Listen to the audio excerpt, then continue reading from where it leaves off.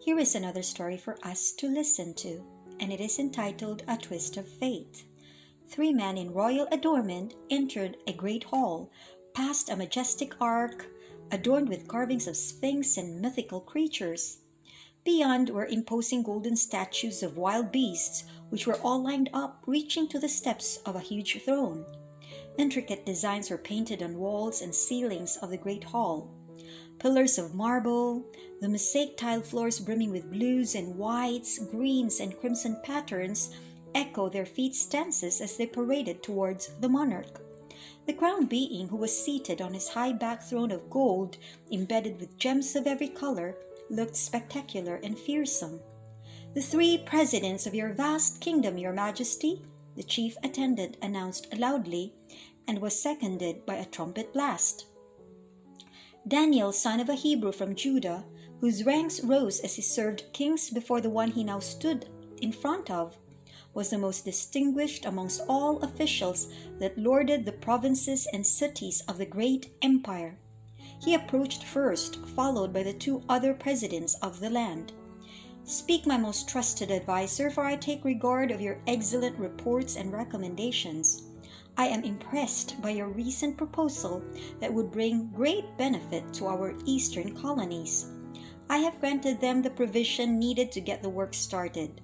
I applaud your careful planning to hasten the construction of the roads and underground water passages so trades and businesses could flourish as they do here in Susa."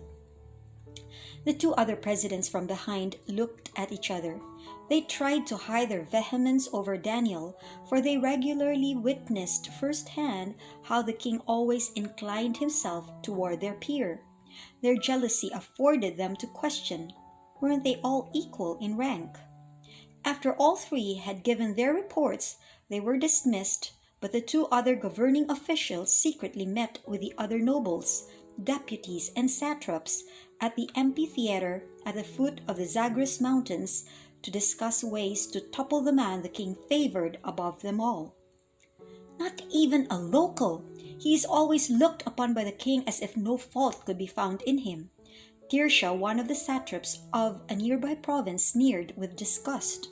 His eyes bulged from his narrow frame of a face, and his crooked fingers shook as he raised them high to emphasize his point.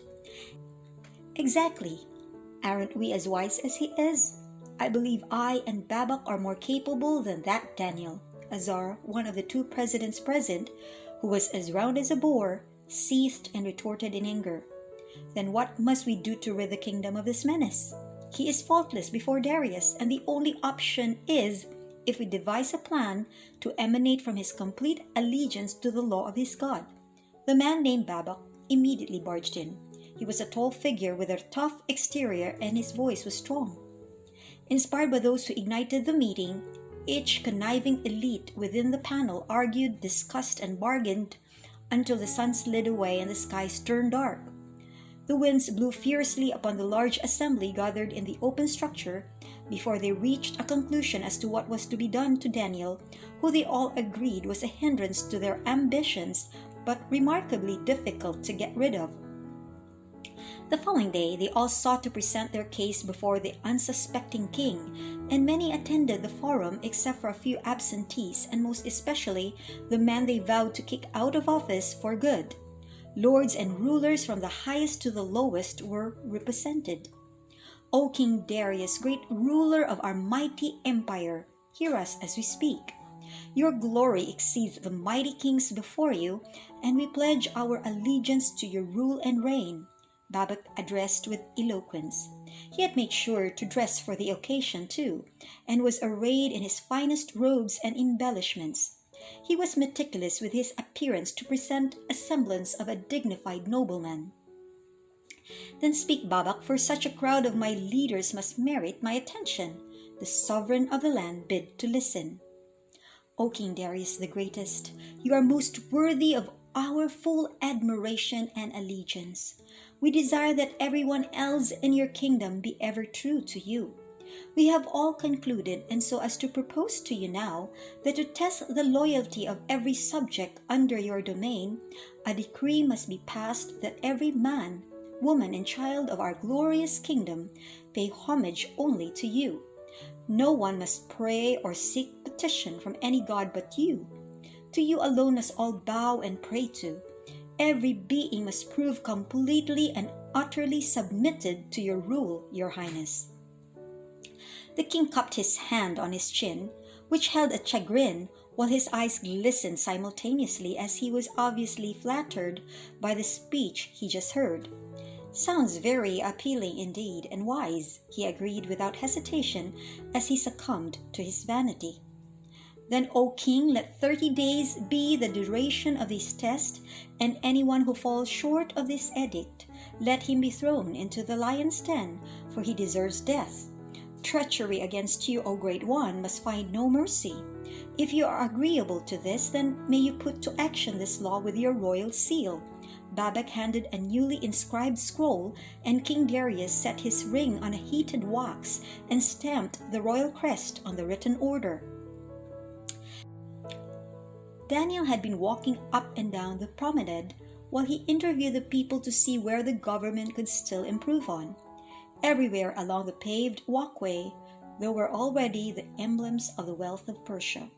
Bustling stores selling an abundance of goods, public halls and libraries, well-dressed citizens strutting with contented faces, and even beyond the streets, extending endlessly, were manicured lawns with marble gazebos, statues carved from precious metals, and a great number of large palaces stretched further as evidence of the country's glory.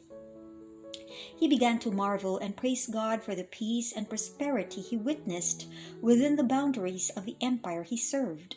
Just then the decree of the king went forth from messengers mounted on horses as they announced the new law with trumpet sounds.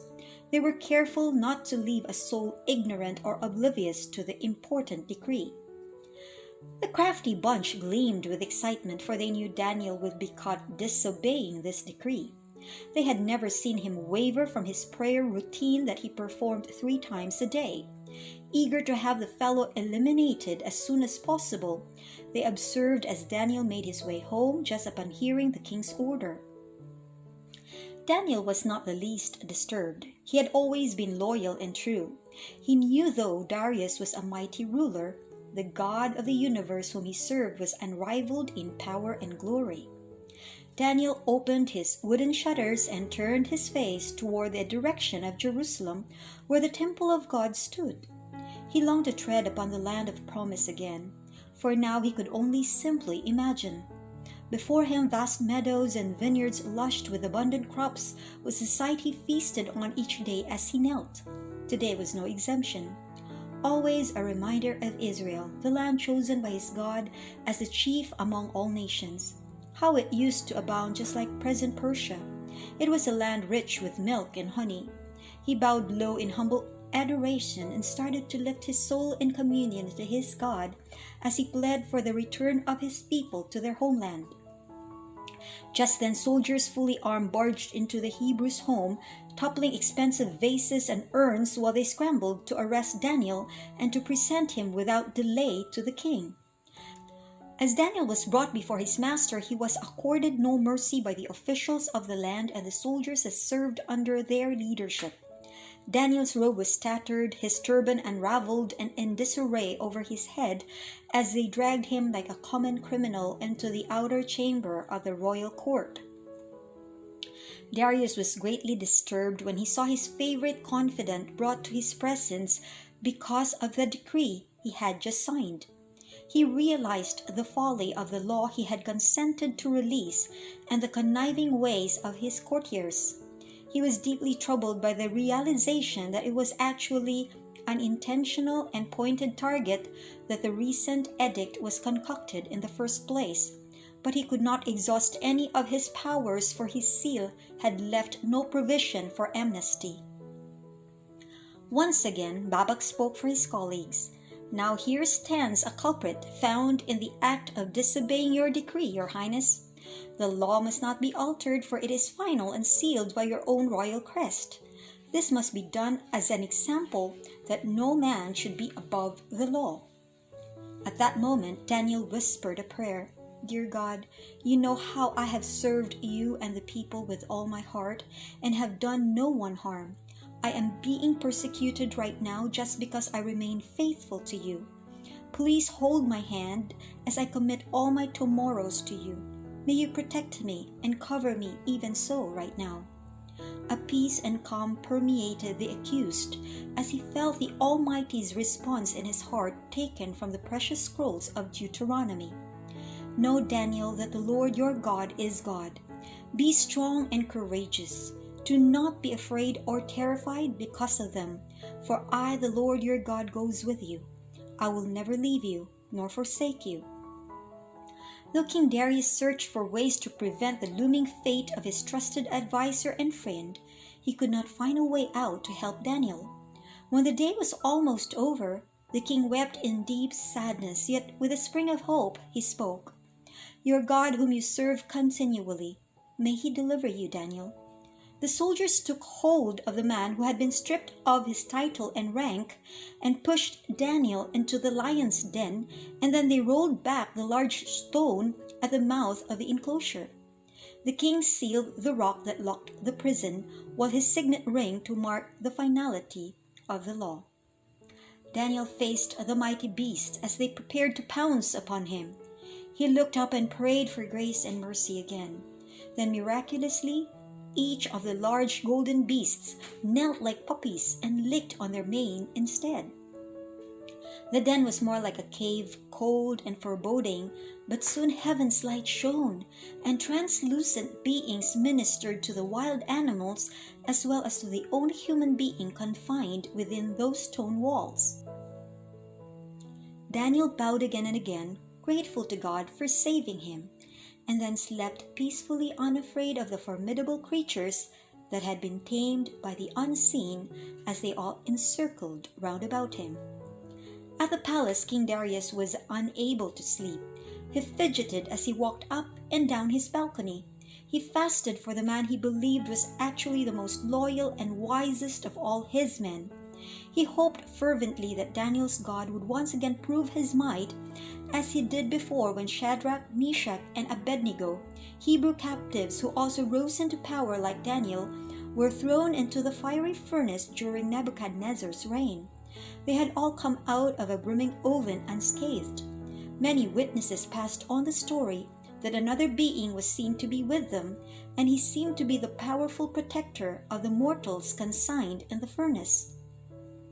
If that were true indeed, then Daniel's God would also protect his loyal servant. The king arose early in the morning and ran in haste, leaving his sheets falling off the cobbled floor as he rushed to see if Daniel was still alive. "Daniel, has your God saved you?" he cried. "Indeed, my lord, my God has sent his angel armies to shut the mouths of these lions, and here I am amidst their furs, for they have come to lie with me all through the night." Overjoyed, the king immediately had his men release Daniel from his prison and had his malicious officials and their families thrown in instead. They were all terrified and cried for mercy, but King Darius accorded them none. The moment they entered the cavern, the beasts pounded on them immediately. The roar of the mighty lions and the screams of their victims resonated eerily for a few minutes, and mercifully it did not take long for silence to replace the tormenting sounds. Great is Daniel's God! Darius stood before his own throne facing his new court. He held out his scepter and created a new decree to be interpreted in all the languages in his dominion. He proclaimed everyone must fear and tremble before Daniel's God. His kingdom will never be destroyed, nor shall it come to an end, for it is everlasting. And everyone that stood before the throne fell down on their knees, including the great king of the Medes and Persians, to pay homage to the unseen but sovereign of all the earth. We have now reached the end of our story. Thank you for listening, and until next time, God bless you.